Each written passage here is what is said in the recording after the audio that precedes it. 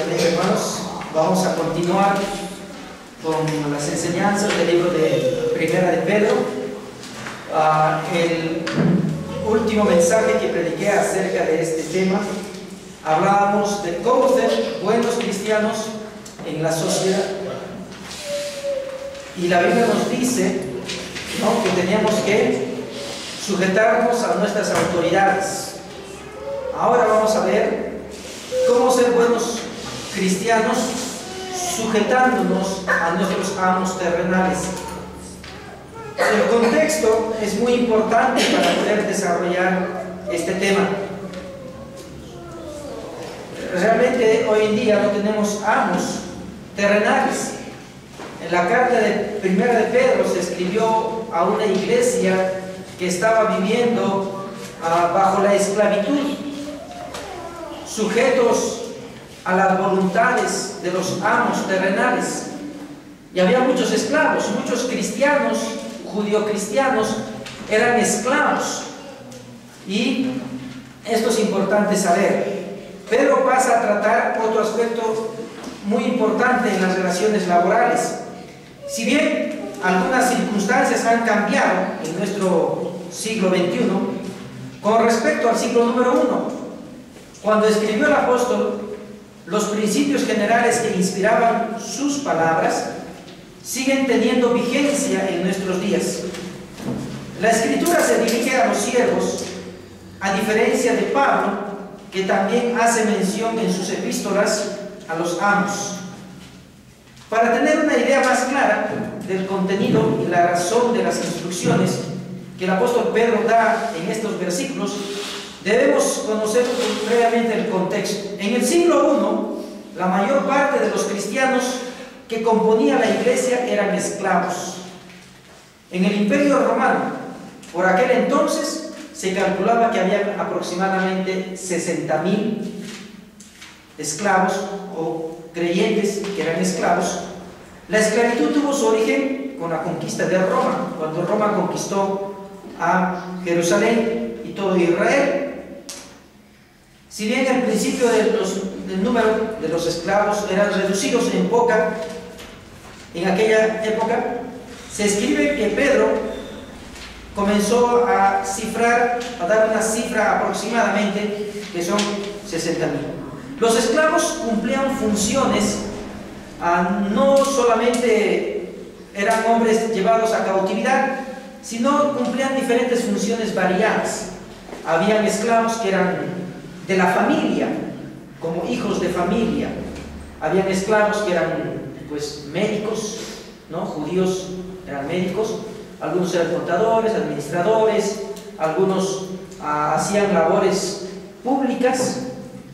Y no era en el sentido que cuando el apóstol Pablo habla acerca de la esclavitud, ¿no?, donde eran hombres puestos bajo otros hombres esclavos. A los esclavos no se les permitía casarse en esas épocas, solamente cohabitaban, o sea, convivían. Y los hijos que nacían era de propiedad de los amos. También, no todos los esclavos eran maltratados. Algunos llevaban una vida miserable realmente, pero otros llevaban una vida bastante acomodada dentro de la familia, ¿no? Para la ley romana, un esclavo no era una persona, sino era una cosa, era un objeto, que no tenía ningún derecho. La voluntad del amo e incluso el capricho de éste, por injustos que fueran, era la única ley que existía en ese entonces. Bajo este contexto, el apóstol Pedro les escribe esta carta, donde los creyentes sufrían y parecía ser contradictorio, pensando en todo el evangelio que ellos habían oído. Habían escuchado un evangelio de la libertad, habían escuchado un evangelio que les decía que eran libres de sus pecados, pero no eran libres de las opresiones romanas, eran libres en el campo espiritual, pero aunque aún todavía ejercían su esclavitud, ¿no?, todavía ejercían sus vidas sujetas a sus amos en ese entonces. Bajo esa circunstancia, el apóstol Pedro escribe el versículo número 18, donde vamos a comenzar en esta mañana, diciéndoles: criados, estad sujetos con todo respeto a vuestros amos, no solamente a los buenos y afables, sino también a los difíciles de soportar. Primeramente, hermanos, el apóstol Pedro llama la atención en este versículo, en las palabras que Pedro utiliza refiriéndose a los criados. Esta palabra, criados, estad sujetos, en el griego está usando la palabra douloi, que habla acerca de esclavos, donde estaban sujetos a sufrimientos. Pero en esta parte de las Escrituras, está también hablando de otro tipo de esclavos que también está en el griego, ¿no? Que es oiketea, que también hace referencia a los esclavos. Pero estos esclavos a los cuales estaba escribiendo el apóstol Pedro, estaban designados a labores domésticas, mientras que había esclavos que estaban a trabajos rudos, pero había otros esclavos que estaban sujetos a labores domésticas. Vuelvo a decir, algunos tenían labores públicas, eran médicos, eran administradores, contadores, eran gente que estaba a cargo, como mayordomos, a cargo de otros esclavos. Y algunos eran hijos de familia, eran como los hijos de los amos, pero en su condición de esclavitud. Su situación podía ser mejor de algunos que algunos otros esclavos en general, ¿no? Entonces la palabra esclavos podría utilizar estos dos términos, el douloi o doulos, que también habla de esclavitud, y oiketea, que habla también acerca de unos esclavos domésticos. Para entender bien, hermanos, claramente, en esta época podían ocurrir dos clases. Habían esclavos donde sus amos no eran creyentes, y habían esclavos donde sus amos también eran creyentes. Y generalmente, hermanos, cuando dice la Biblia, criados, estad sujetos a vuestros amos, podría referirse, hermanos, a esos amos quizás difíciles de poder soportar, porque dice la Biblia, respecto a vuestros amos, no solamente a los buenos, había amos que eran creyentes y que les daban un buen trato a los esclavos creyentes, y aún todavía participaban juntos de los servicios, de los cultos. Aún, hermano, los esclavos eran ancianos de la iglesia, eran ancianos que estaban con autoridad dentro de la iglesia, y dentro de la iglesia habían amos. Dentro de la iglesia habían amos que estaban sujetos a los esclavos dentro de la iglesia.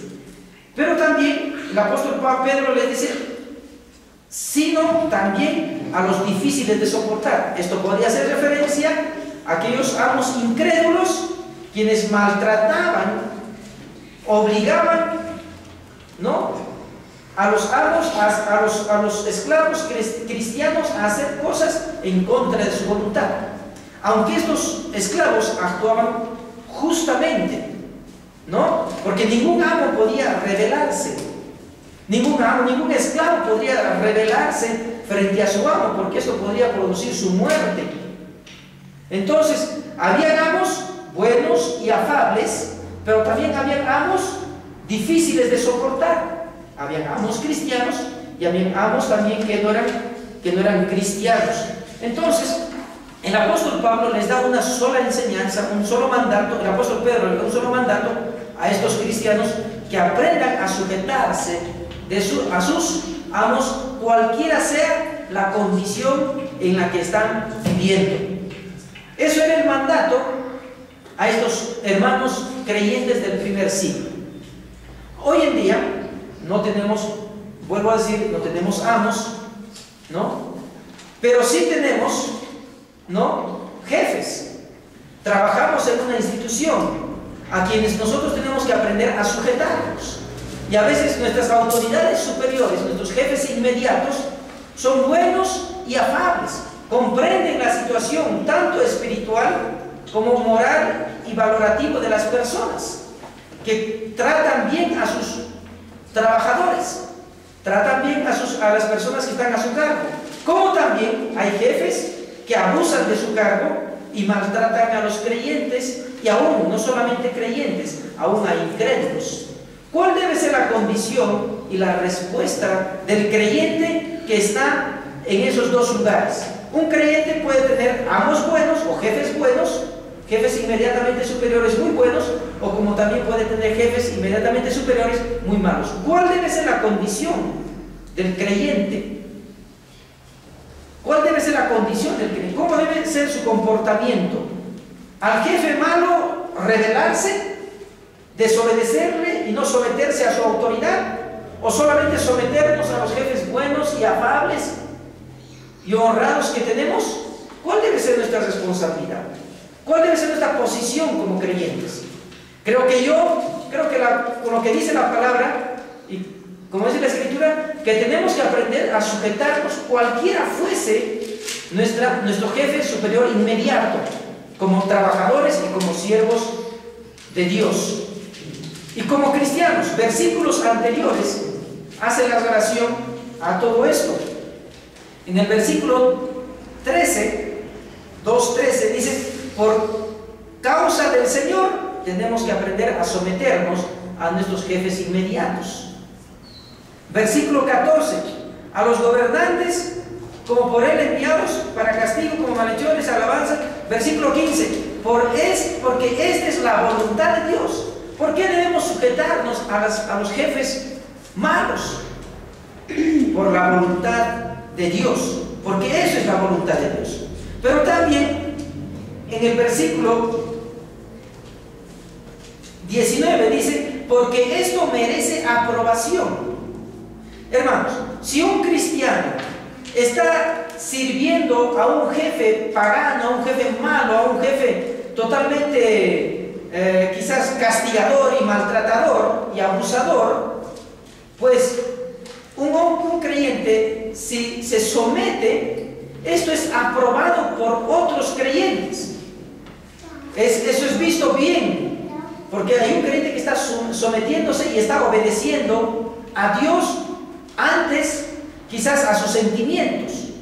Una persona que se somete a su autoridad, cualquiera fuese la situación de esto, pues eso agrada al Señor. Eso es por causa del Señor, uno se tiene que someter, porque eso es la voluntad de Dios. Y a la vez también esto es aprobado.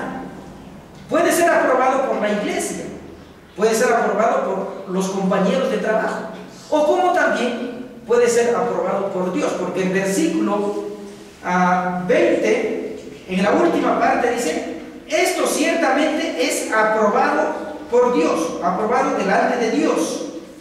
Versículo 20 está diciendo: porque qué gloria es si pecando sois abofeteados y lo soportáis, mas si haciendo lo bueno sufrís y soportáis, esto es aprobado delante de Dios. Entonces, un creyente que se somete a su autoridad, a su jefe superior inmediato, bajo la circunstancia que sea, puede ser que esto sea por causa del Señor, puede ser esto la voluntad de Dios, puede ser esto aprobado por la iglesia o por los demás hermanos o por los compañeros de trabajo. O sea, va a ser valorado, va a ser alabado esa persona. Pero también esa acción de ese creyente en esa circunstancia, dice la Biblia, es aprobado por Dios. Entonces, en el versículo 18, el mandato de estar sujetos con todo respeto a vuestros amos, a nuestros jefes, puede producir en nosotros, hermano, una alabanza, aprobado por los demás. Puede ser esto una bendición para la obra de Dios, y también esto es una acción que aprueba el Señor. En el versículo 19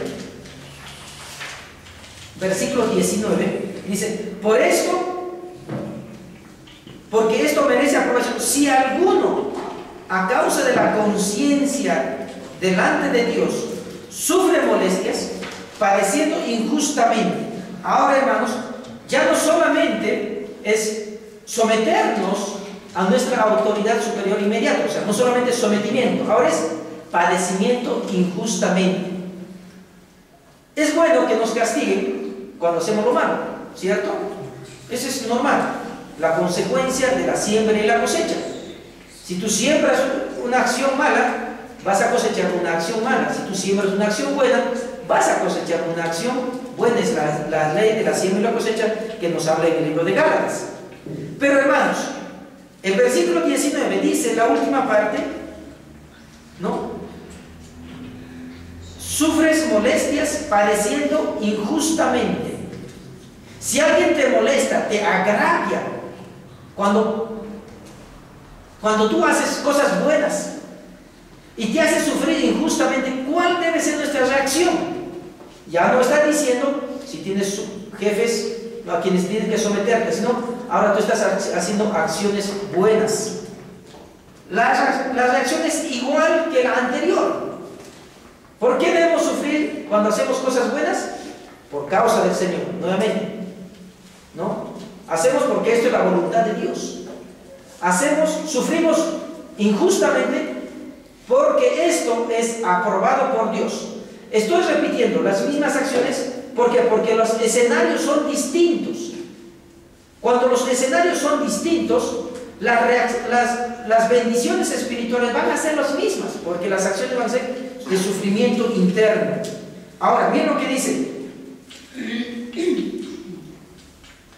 Esas acciones, vuelvo a decir, en el libro de Colosenses, vamos ahorita a mirar Colosenses capítulo 3, Colosenses capítulo 3, versículo 25, miren lo que dice. ¿Por qué deberíamos nosotros pasar estas circunstancias adversas como creyentes? Versículo 25 dice, mas el que hace injusticia, recibe la injusticia que hiciere, porque no hay acepción de personas. Hermanos, ¿por qué digo que es por causa del Señor? Porque es de la voluntad de Dios, porque esto es aprobado por Dios. O sea, Dios va a aprobar que tú sufras. Esa concepción es un poco diferente a la concepción humana, a la concepción del incrédulo. Diría, ¿por qué voy a sufrir si estoy haciendo lo bueno? Esto es injusto, es una injusticia. Voy a reclamar, voy a rebelarme a una acción injusta que este jefe injusto me está ocasionando a mí. Pero hermanos, para Dios no hay acepción de personas. Si este jefe injusto te está juzgando o acusando o maltratando, también él recibirá su injusticia en algún momento. Ahora, Dios es el que va a juzgar a todos, y Dios es el que nos va a hacer justicia a nuestros sufrimientos. Recuerden, hermano, el contexto de la primera iglesia, de la iglesia de allá en el Asia Menor. Estos hombres estaban sufriendo, y el apóstol Pedro les dice, hermanos, sométanse a vuestros castigadores, acepten lo que van a sufrir. Y el apóstol les decía que Dios un día les va a juzgar a estos hombres de todas las injusticias que ustedes están sufriendo. Hermano, todo tiene un contexto. ¿Por qué? Yo estaba leyendo otros comentarios y decía, ¿por qué sufría la iglesia en ese entonces? Porque eso era parte de la buena marcha del Evangelio. El mandato en Hechos 1:8 de ir por todo el mundo y predicar el Evangelio, ¿no?, de Judea, Jerusalén y hasta lo último de la tierra, tenía que cumplirse. ¿Y qué hubiese pasado si estos cristianos se hubiesen rebelado contra Roma? Imagínense, hermano, que están esclavos, creyentes esclavos. Se hubiesen rebelado, no hubiesen obedecido a sus autoridades, se hubiesen rebelado contra sus amos. ¿Qué hubiese pasado? Roma, con todo el peso que tenía en ese entonces, fácilmente hubiese aplastado a los pocos creyentes, que en ese entonces aproximadamente 60.000 creyentes. Fácilmente Roma hubiese aplastado y el Evangelio no hubiese podido avanzar. ¿Por qué Dios a través de los siervos de Dios les mandaba que tenían que someterse? Era porque por medio de eso Dios iba a comenzar a hacer progresar su evangelio, porque haciendo ver la humildad y el servicio, la acción de sumisión de su pueblo, iba a quebrar esos corazones tan duros y hacerles reflexionar. Porque recuerden, ¿no? Uno de los grandes perseguidores como Domiciano dijo, ¿no?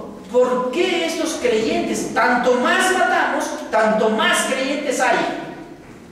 Tanto más crucificamos, más creyentes hay.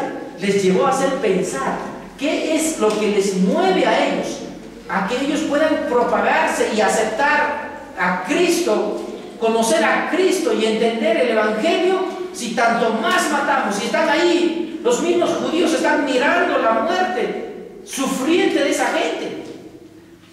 Entonces les hacía pensar, ¿por qué? Hoy en día también, hermanos, hay muchos hombres que han conocido al Señor porque decían, oh, yo tanto les sufría, tanto les hacía sufrir, y eso me impactó mi vida.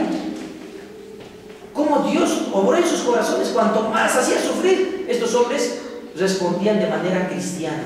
Hay muchos testimonios de hombres quienes, por la sumisión y la obediencia a las Escrituras, fue impacto para la vida del hombre. Fue una acción de rebote. Yo doy castigo y recibía bendiciones, bondades de mis siervos. Y hay mucha gente que recapacitó y dos cosas pudo pasar. Uno, entendió el evangelio, o dejó de maltratar porque ya no podía hacer más.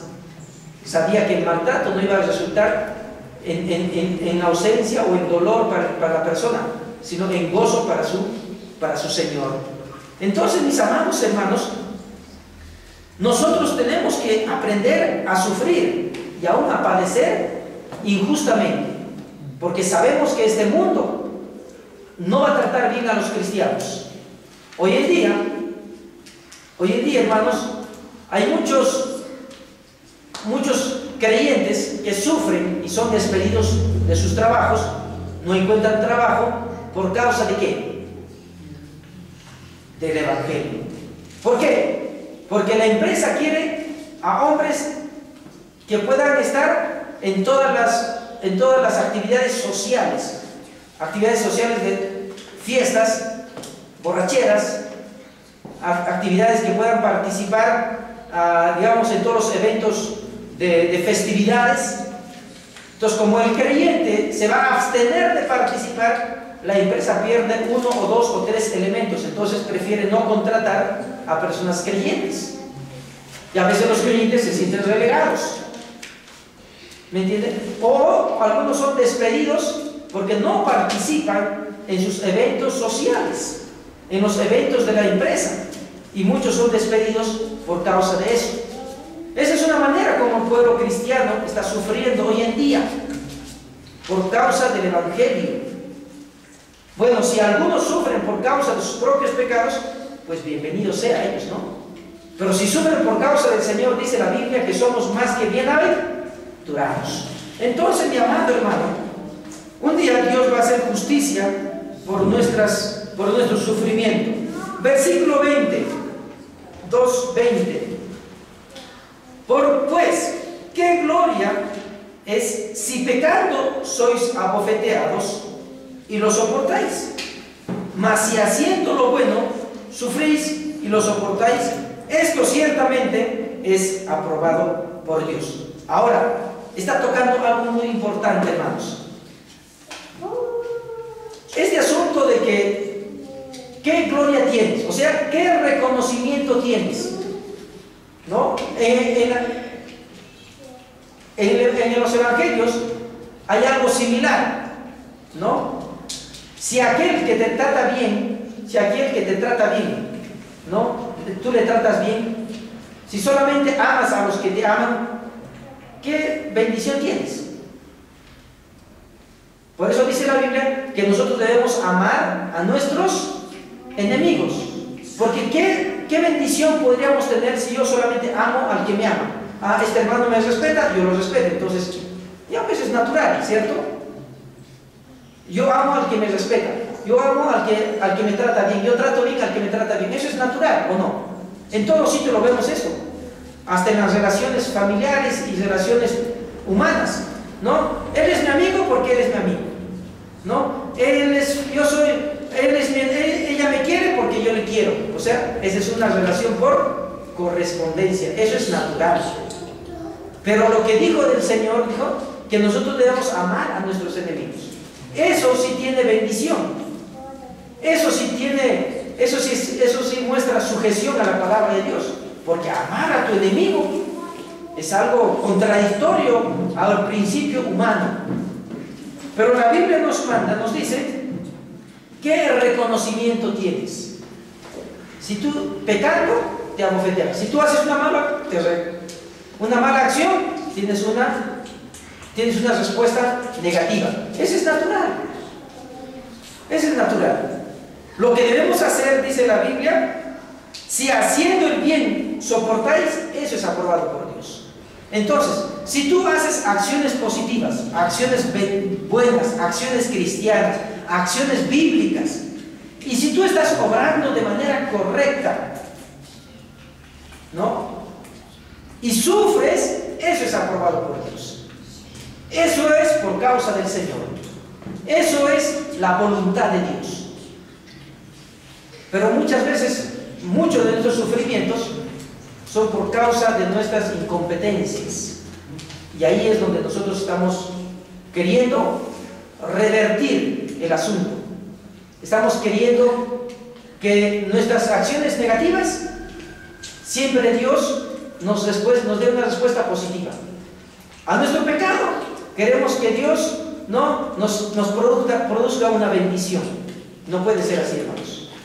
Nosotros tenemos que aprender a sufrir las consecuencias de nuestro pecado, ¿no? Como por ejemplo, una vez, hace varios años que el pastorado, cuando estaba allá en Chiclayo, a un hermano que tenía pues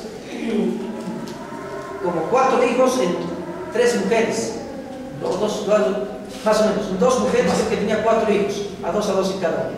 Y él ya se había separado de la segunda mujer y estaba viviendo con otra mujer. Y esta mujer era creyente y el hombre ya había conocido al Señor. O sea, ya ambos eran creyentes. Estaban queriendo formar una nueva familia en el Señor, ¿no? Pero el hombre tenía 4 hijos en 2 mujeres.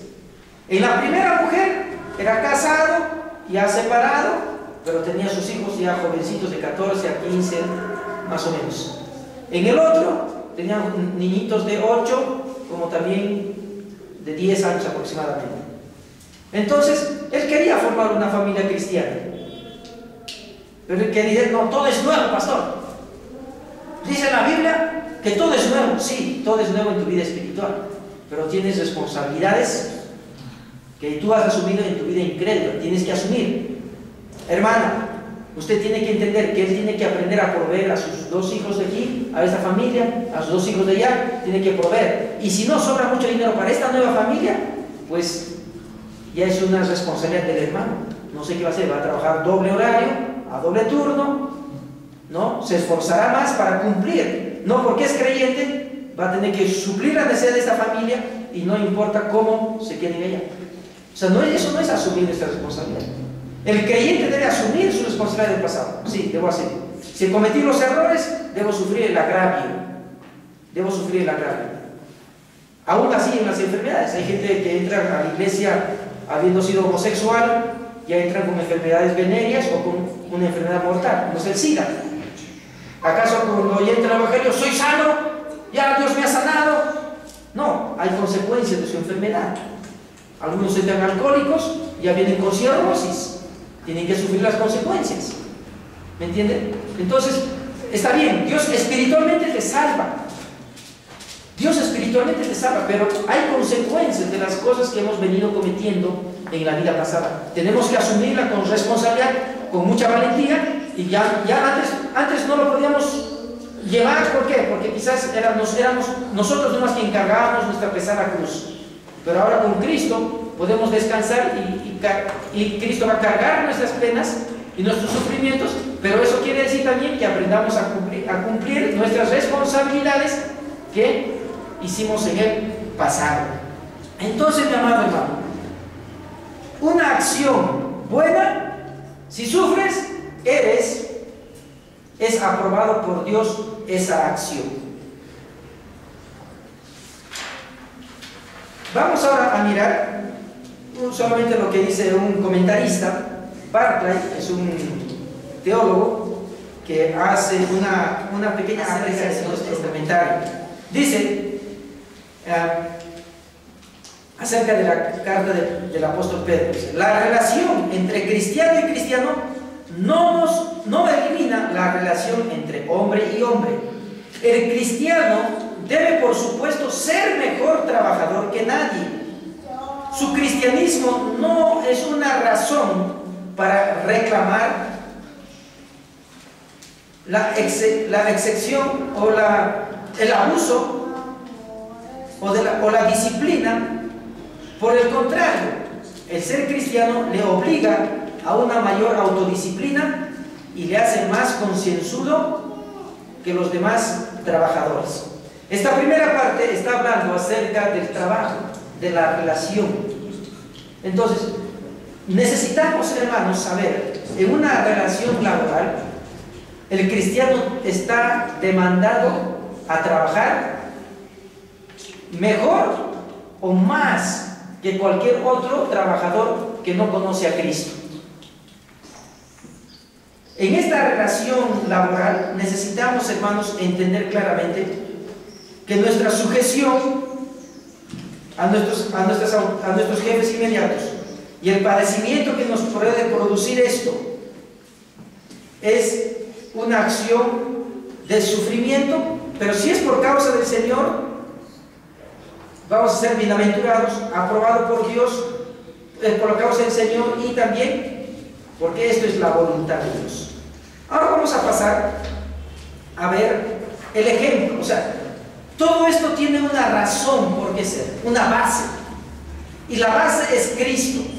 En el versículo 21 nos muestra la razón por qué tenemos que sujetarnos a autoridades injustos, como dice en el versículo 13, a las autoridades injustamente. ¿Por qué tenemos que sujetarnos a ellos y sufrir todos los agravios que nos hacen? ¿Por qué tenemos que sujetarnos y someternos a estos amos y a estos jefes injustos? La única razón por la cual el cristiano debe demostrar sometimiento, sujeción, es por lo que dice el versículo 21. Pues para esto fuisteis llamados, porque también Cristo padeció por nosotros, dejándonos ejemplo para que sigáis sus pisadas. Fíjese, hermano, ¿por qué tenemos que pasar muchos sufrimientos por causa de autoridades y de hombres que están a nuestro mando? Es porque el Señor, nuestro Señor Jesucristo, ha sufrido, y el sufrimiento que pasó nuestro Señor Jesucristo fue por autoridades injustas y por amos terrenales injustos. Pero dice la Biblia que todo eso es para nuestro ejemplo. Si bien es cierto, Jesucristo murió en la cruz del Calvario por todos nuestros pecados, pero esa muerte, ese sometimiento, esa sujeción nos enseña también a poder aprender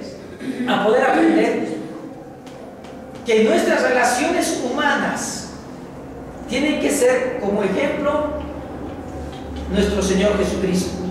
Y además empieza la frase diciendo: fuisteis llamados para esto, para que podamos, dice la Biblia, que de tribulación en tribulación llegaremos o entraremos a la presencia de Dios. ¿Por qué tenemos que aprender la sujeción, hermanos? ¿Qué es? El hombre será tan necio de no entender qué es sometimiento, qué es sujeción.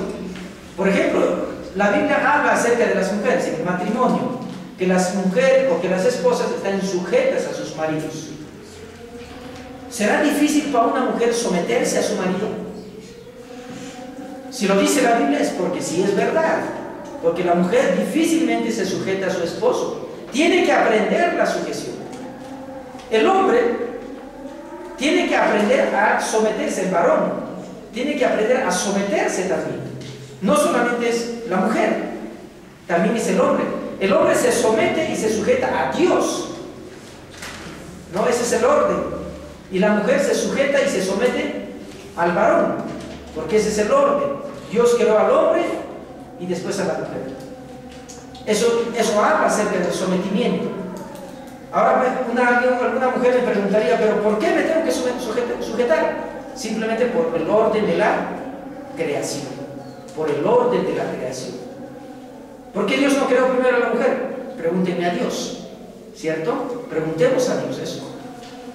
Entonces, hermanos, este asunto del sometimiento y la sujeción debe ser, en términos generales, para ambos sexos, varones y mujeres.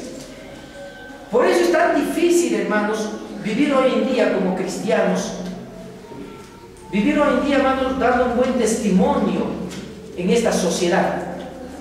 Y el único ejemplo de sometimiento y de sujeción lo tenemos en nuestro Señor Jesucristo. Y los cristianos han sido llamados para eso, para seguir las pisadas del Maestro, para seguir el camino que nuestro Señor Jesucristo ya nos ha marcado. Jesucristo dijo: mis pasos os dejo, mis pasos os doy, no como el mundo las da. Entonces, el creyente, sea varón o sea mujer, tiene que aprender a caminar por este sendero que el Señor ya nos ha trazado. Ahora dice en el versículo 22, el cual no hizo pecado. Mire, hermano, aquí vamos a mencionar algunas cosas que nuestro Señor Jesucristo pasó. Y hace referencia mucho al Antiguo Testamento, porque voy a citar algunos versículos del Antiguo Testamento y es necesario entender. Dice la Biblia, el cual no hizo pecado.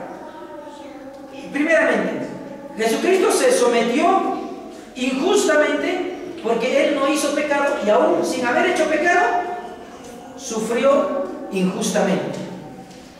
Dice la Biblia, no se halló engaño en su boca. Jesucristo nunca habló mentiras ni engañó a la gente, pero aún se le acusó de ser de sedición. Se le acusó de haber guiado al pueblo bajo otro pensamiento cristiano, bajo otro pensamiento religioso. Versículo 23 dice, quien cuando le maldecían no respondió con maldición, cuando padecían no respondió, cuando fue amenazado tampoco respondió, sino que encomendaba la causa al que juzgaba injustamente. Ahora, yo pregunto, ¿quién sufrió? ¿Quién de nosotros o qué persona en este mundo sufrió tanto como el Señor Jesucristo? No hay nadie. Pero hemos sufrido menos que lo que sufrió nuestro Señor Jesucristo, pero hemos sido los primeros en ser rebeldes y respondones y no queriendo sujetarnos, no queriendo someternos a nuestras autoridades o a nuestros amos terrenales. Sufriendo menos, hemos sido muy respondones. Pero Jesucristo, sufriendo mucho más, dice la Biblia que no abrió su boca para nada, sino más bien el ejemplo del Señor Jesucristo fue, todo esto sufrió y lo llevó, ¿a dónde dice? Y lo encomendaba su causa, o la causa del sufrimiento, lo encomendaba al que juzga justamente. ¿A quién? A Dios Padre. Ahora, si tú sufres, hermano, tenemos que tener una acción cristiana. Tenemos que tener una acción cristiana de encomendar nuestra causa de sufrimiento a nuestro Padre Celestial. A nuestro Padre Celestial. Entonces, es necesario, mis amados hermanos, que nosotros podamos aprender a sufrir por causa del Señor.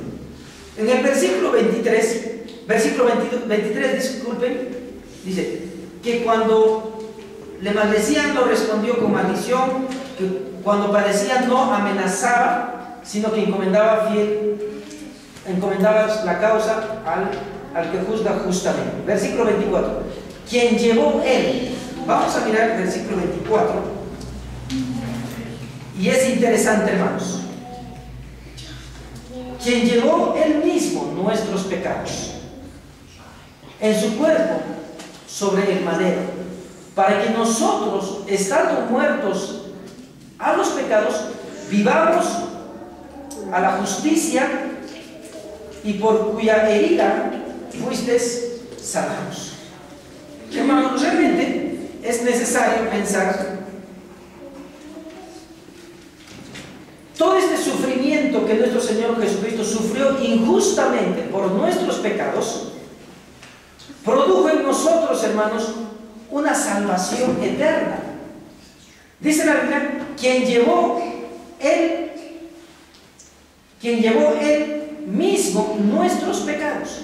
Ahora, nuestro Señor Jesucristo, nuevamente pensando en Él no hizo pecado, pero Él llevó sobre sí nuestros pecados. En Él no se halló engaño, pero Él llevó nuestros pecados. Él no respondió maldición con maldición, sino que se sometió a todo por causa de nuestros pecados. Y todo lo que sufría, Él lo encomendaba, porque el pecado que estaba llevando por causa nuestra, hermanos, hizo que nuestro Señor, Dios Todopoderoso, pueda derramar toda la ira, toda su ira del pecado, ¿no?, sobre su Hijo, y sufrir tanto, como dice la Biblia, la muerte, y hasta la muerte de cruz. ¿Por qué? Todo fue por nuestros pecados. Muy interesante, hermanos, esta comparación del sometimiento, de la sujeción al ejemplo de sufrimiento de nuestro Señor Jesucristo. Entonces, en nuestras relaciones laborales, en nuestras relaciones humanas, nosotros tenemos que aprender a tanto sufrir, ¿no?, por causa del Señor, mirando a la cruz de Cristo, mirando al sufrimiento de Cristo. Porque hay muchos que son, no, hermano, que soy, mira, como yo soy pastor, yo soy hermano creyente, yo soy anciano de la iglesia, soy diácono, yo sufro mucho en mi trabajo, miren, hermano, cuánto sufro. O sea, no, todo el sufrimiento que tú puedas tener, no debes entronizar, o sea, verte a ti mismo y decir cuán bueno que soy, o cuán humilde soy, cuán fiel soy, sino todo el sufrimiento que uno puede tener, tiene que dirigirlo a la mirada o a la vida de sufrimiento de nuestro Señor Jesucristo. Entonces, ¿cuánto sufres tú? Compáralo con Cristo. Y ahí vas a saber la medida del sufrimiento que tú estás teniendo. La medida del sufrimiento que tú estás teniendo. ¿Para qué? Para que no te gloríes en sí mismo. Entonces, cuantos más sufres tú, inmediatamente Cristo, el ejemplo de Cristo, el ejemplo de Cristo. Y Él humildemente, hermanos, vivió. Ahora dice la Biblia, la segunda parte del versículo 24, para que nosotros, estando muertos a los pecados, vivamos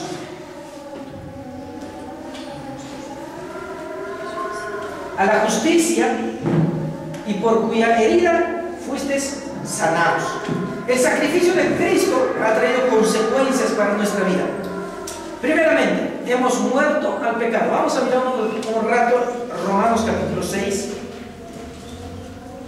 Romanos capítulo 6, versículos del 4 al 14 voy a leer.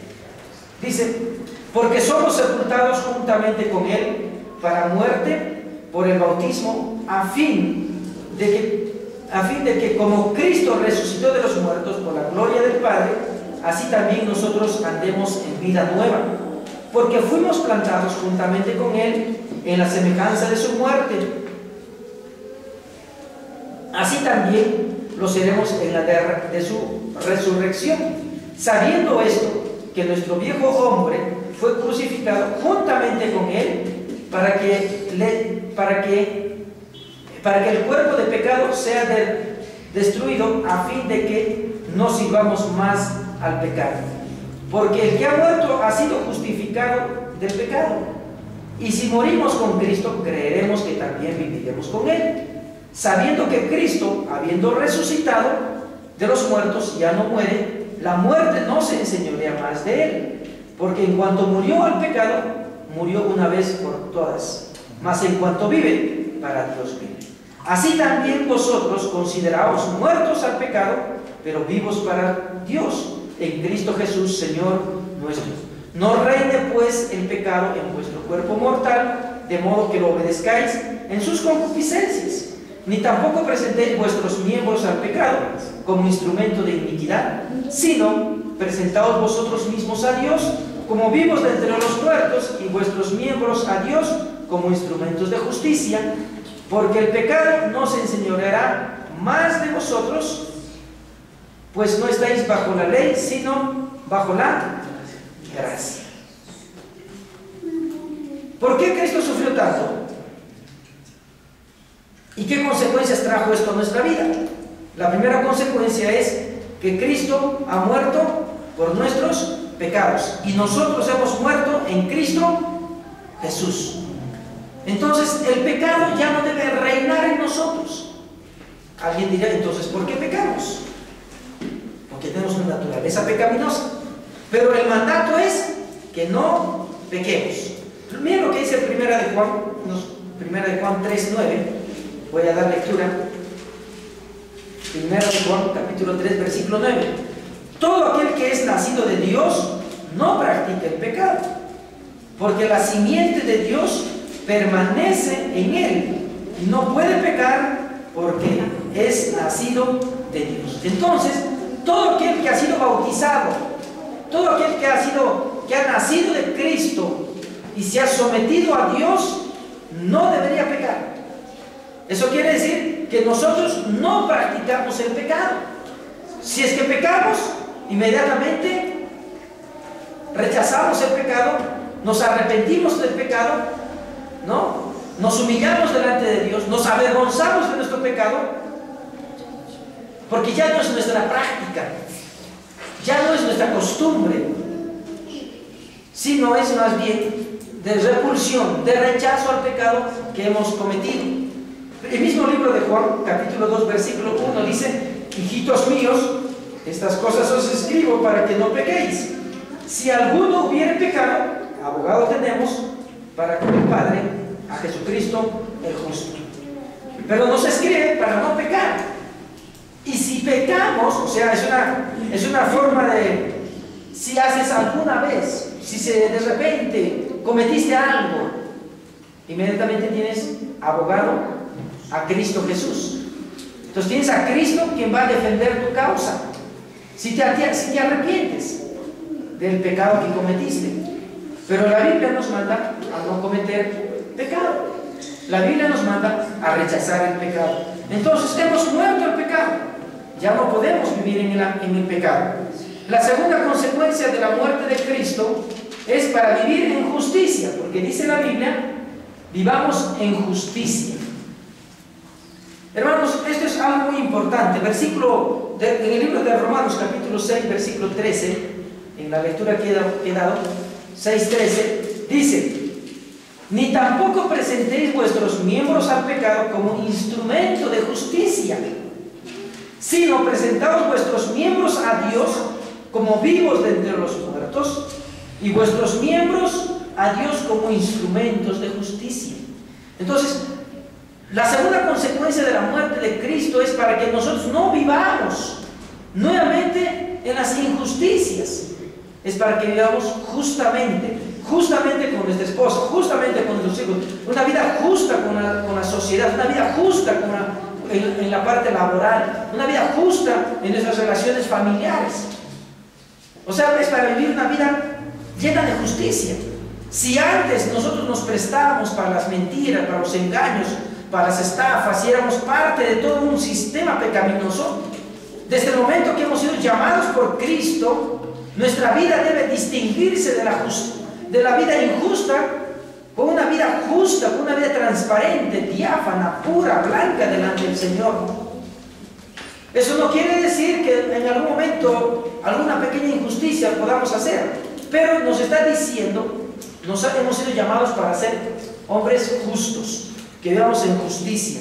Entonces es necesario que nosotros podamos vivir de esa manera. La tercera cosa por lo cual Cristo murió, y es la consecuencia, una de las consecuencias, porque por cuyas heridas hemos sido sanadas. Realmente, hermanos, la muerte de Cristo sanó muchas de nuestras enfermedades espirituales. Una de las enfermedades espirituales es el pecado. Y Dios comenzó a sanar nuestro corazón quebrantado, nuestras heridas por causa del pecado que fueron abiertos en sus corazones, la ira, ¿no? Los malos pensamientos, la cólera, cosas que dañaban nuestra vida. Espiritualmente Dios ha sanado. Nuevamente una palabra que encontramos solamente, hermanos, ¿no?, de la sanidad. Entonces es un principio habitual desde que Dios nos ha sanado nuestros cuerpos. Vamos a mirar un libro de Isaías, capítulo 53, en el Antiguo Testamento. Isaías capítulo 53. Mira lo que dice la Escritura acerca de 53:5. Mas él herido fue, porque nuestras heridas le hirió, por nuestras rebeliones, molido por nuestros pecados, el castigo de nuestra paz sobre él, y por su llaga fuimos nosotros curados. Entonces, mientras él se enfermó por causa del pecado, nosotros fuimos sanos por causa de las enfermedades que llevó nuestro Señor en la cruz del Calvario. Qué interesante, hermanos, que todo esto es para formar un nuevo hombre, con una nueva perspectiva laboral, con una perspectiva diferente a las relaciones humanas, con una perspectiva diferente de ser un nuevo ciudadano, todo un nuevo hombre. Es que Dios cura lo interior, porque dice la Biblia, no lo que entra es lo que contamina al hombre, sino lo que sale del corazón herido. Y Dios tuvo primeramente que cambiar ese corazón de piedra por un corazón de carne, dice Jeremías. Es necesario, mis amados hermanos, entender las consecuencias de todo el sacrificio, de todo el sufrimiento. Recuerden, hermanos, que Él no abrió su boca, Él sufrió injustamente. Él no nos respondió maldición con maldición, sino todo su dolor, todo su sufrimiento provocado por causa del pecado, lo puesto en las manos de Dios. Igualmente nosotros, ¿cuánto sufrimos aquí en la tierra? ¿Cuánto sufrimos por nuestra mala, como quien diría, por nuestra mala cabeza, por haber vivido una vida desordenada? ¿Cuánto sufres? Entrégalo en las cosas del Señor, entrégalo en las manos del Señor, y verás que Él va a hacer su obra maravillosa. Y es muy interesante, hermanos, que termine el capítulo 2 con algo muy bonito, con algo muy interesante, hermanos. Dice la Biblia, porque vosotros erais ovejas descarriadas. Éramos ovejas descarriadas, como diría en el libro de Efesios capítulo 2. Anduvimos en nuestros delitos y pecados. Así vivíamos, descarriados en todas las áreas de nuestra vida. Pero ahora habéis vuelto al pastor y obispo de vuestras almas. Dos funciones importantes, hermanos. Aunque es el mismo título, pero tienen funciones diferentes. Pastor es una persona que cuida el bienestar espiritual. En este caso, el pastor de la iglesia cuida el bienestar espiritual, algo similar como un pastor de ovejas. Cuida el bienestar de las ovejas, que las ovejas sean bien alimentadas, que las ovejas sean guiadas por buenos pastos, por lugares delicados, como algo como el Salmo 23. ¿No? El pastor está cuidando de los lobos rapaces que existe en medio de su pastoreo. Entonces, hermanos, el trabajo pastoral tiene un trabajo de cuidado, de alimentación de la grey. Pero la palabra obispo, que también es el mismo cargo, pero está hablando acerca de un cargo un poquito más administrativo, de un grado un poco más general. No es que sean cargos diferentes o grados o títulos diferentes, no, es un solo, solamente uno se encarga específicamente del lado espiritual, pero el obispo estaba encargado de algo material, algo general.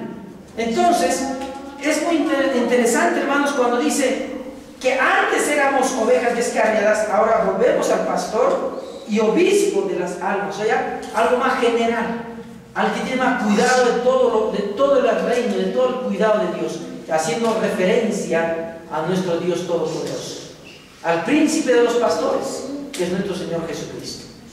Entonces, hermanos, cualquiera sea nuestra situación de sufrimiento, ya sea por causa de las autoridades, ya sea por causa de nuestros jefes superiores inmediatos, ya sea por las relaciones humanas que podamos sufrir, aún, hermano, por sufrimiento por causa de Satanás en la vida personal de nosotros, Dios tiene cuidado de todo esto. Él es el príncipe de los pastores, Él nos pastorea, de Él somos discípulos todos. Entonces, es necesario someternos a la autoridad espiritual, a Dios. Y dice la Biblia, someteos a Dios, ¿no? Y Él hará huir, especialmente al diablo. Entonces, hermano, aprender a someternos es muy importante. Es muy importante. Bajo el orden espiritual, bajo el orden bíblico, todos debemos aprender a someternos. Y si sufrimos por causa de nuestro sometimiento, hermano, bienaventurados somos. Que el Señor nos bendiga, hermanos, a aprender a someternos. Que el Señor nos ayude a aprender a someternos. Que Dios nos ayude a tener esa paciencia. Es una capacidad espiritual, no es un asunto de la noche a la mañana, que ya, no es un asunto espiritual que uno va aprendiendo en el proceso de su relación con Dios. Y que el Señor nos ayude, hermanos, a sujetarnos a Él y a hacer su voluntad. Vamos a orar, hermanos. Padre Dios Todopoderoso,